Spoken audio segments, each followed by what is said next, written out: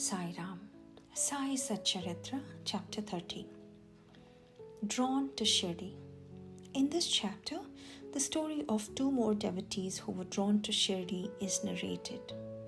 Kakaji, Vaidya of Vani, and Ramlal, Punjabi of Mumbai. Preliminary. Bow to the kind Sai, who is the abode of mercy and who is affectionate towards his devotees. By his mere darshan, he does away with their fear of worldly illusions and destroys their calamities.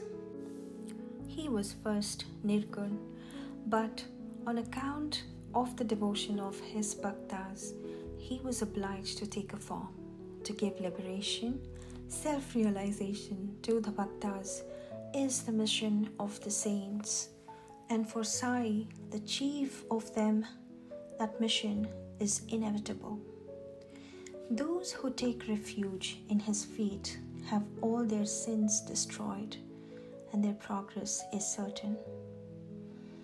Remembering his feet, Brahmins from holy places come to him and read scriptures and chant the Gayatri mantra in his presence. We who are weak and without any merits do not know what bhakti is, but we know this much, that though all others may leave us, Sai won't forsake us. Those whom he favors get enormous strength, discrimination between the unreal and the real, and the knowledge. Sai knows fully the desire of his devotees and fulfills the same. Hence, they get what they want and are grateful. So we invoke him and prostrate ourselves before him.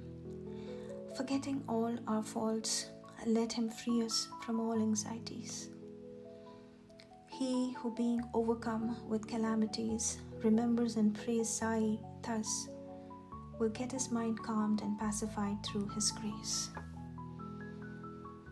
This Sai, the ocean of mercy, says Hemat Pant favored him. And the result of this is the present work Sai Satcharitra. Otherwise, what qualifications had he to undertake this enterprise? But as Sai took all the responsibility, Hemat Pant felt no burden nor any care about this. When the powerful light of knowledge was there to inspire his speech and pen, why should he entertain any doubt or feel any anxiety? Sai got the service in the form of this book done by him. This is due to the accumulation of his merits in the past births, and therefore he thinks himself fortunate and blessed. The following story is not a mere tale, but pure nectar. He who drinks it will realize Sai's greatness and all-pervasiveness. Those who want to argue and criticize should not go in for this. What is wanted here is not discussion, but unlimited love and devotion. Learned, devout, and faithful believers, or those who consider themselves as servants of the saints, will like and appreciate these stories. Others will take them to be fables. The fortunate bhaktas of Sai will find the Sai Leelas as the Kalpataru, wish-fulfilling tree. Drinking in or devouring this nectar of Sai Leelas will give liberation to the ignorant jivas, satisfaction to the householders, and a sadhana to the aspirants. Now, we come to the story of this chapter. Kakaji Vaidya. There lived in Vani, Nasik district, a man named Kakaji Vaidya. He was the priest of the goddess Saptashringi. He was so overpowered by adverse circumstances and calamities that he lost peace of mind and became quite restless. Under such circumstances, one evening he went into the temple of goddess and prayed unto her from the bottom of his heart and invoked her aid to free him from anxiety. The goddess was pleased with his devotion and the same night appeared to him in his dream and said to him, "You go to Baba and then your mind will become calm and composed." Kakaji was anxious to know from her who this Baba was, but before he could get any explanation, he was awakened. Then he began to think as to who might be this Baba to whom the goddess had asked him to go to. After thinking, he resolved that Baba might be the Triambakeshwar. So he went to the holy place Triambak in Nasik district and stayed there for 10 days. During this period, he bathed early in the morning, chanted the Rudra hymns, did the Abhisheka, pouring fresh water over the pindi, and did other religious rites. But with all this, he was as restless as before.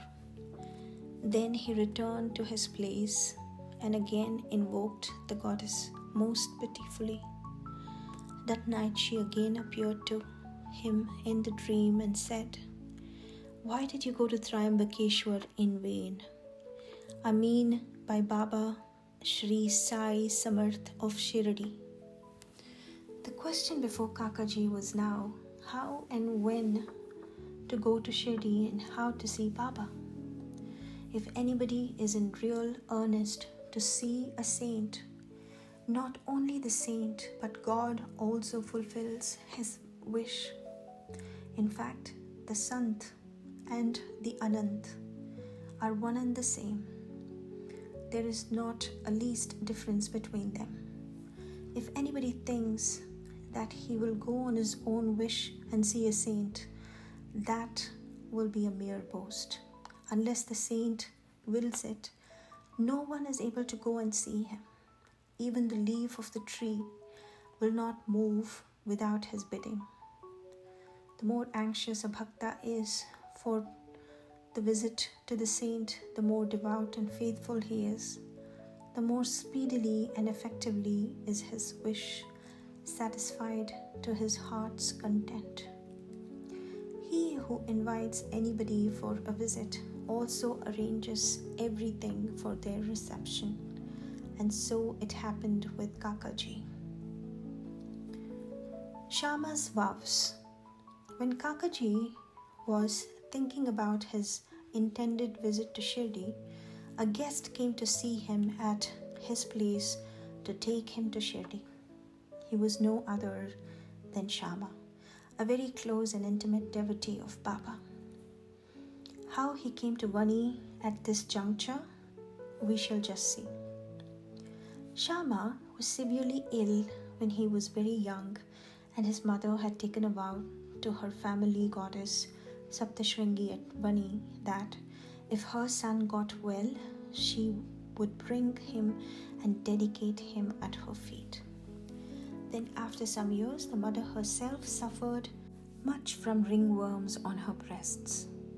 At that time, she again took another vow to her deity that if she got all right, she would offer her 2 silver breasts. These 2 vows remained unfulfilled. At her deathbed, she called her son Shama and drew his attention to the vows. And after taking a promise from him that he would fulfill them, she breathed her last. After some time, Shama forgot about these vows, and thus 30 years elapsed. About this time, a famous astrologer had come to Shirdi and stayed there for a month. His predictions in the case of Shriman Bhuti and others came true, and everybody was satisfied. Shama's younger brother, Bapaji, consulted him and was told about his mother's vows, which his elder brother had promised to fulfill at her deathbed and not yet fulfilled. Hence the goddess was displeased with them, and that was bringing troubles on them. Babaji told this to his brother Shama, who was then reminded of the unfulfilled vows. On thinking that any further delay would be dangerous, he called a goldsmith and got a pair of silver breasts prepared. Then he went to the masjid, prostrated himself before Baba, and placing before him the 2 silver breasts, requested him to accept them and free him from the vows, as to him he was his Saptashringi goddess. Then Baba insisted upon him to go himself to the temple of Saptashringi and offer them at the feet of the goddess. Thus, after taking Baba's permission and Udi, he left for Vani, and while searching for the priest, reached Kakaji's house. Kakaji was then very anxious to visit Baba, and Shama went there to see him at that very time. What a wonderful coincidence was this! Kakaji asked him who he was and whence did he come, and on learning that he came from Shirdi, he at once embraced him. So overwhelmed was he with love. Then they talked about Sai Leelas, and after finishing the rites of Shama's vows, they both started for Shirdi. On reaching the place, Kakaji went to the masjid and fell at Baba's feet. His eyes were soon bedewed with tears, and his mind attained calmness.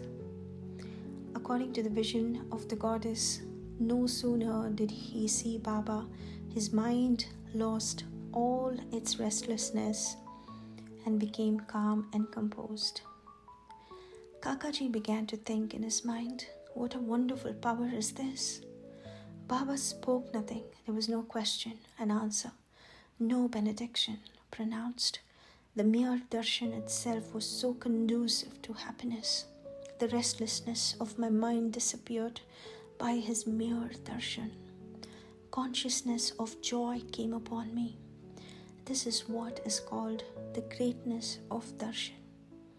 His vision was fixed on Sai's feet, and he could utter no word. Hearing Baba's Leelas, his joy knew no bounds. He surrendered himself completely to Baba, forgot his anxiety and cares, and got undiluted happiness. He lived happily there for 12 days, and after taking Baba's leave, Udi and blessings, returned home.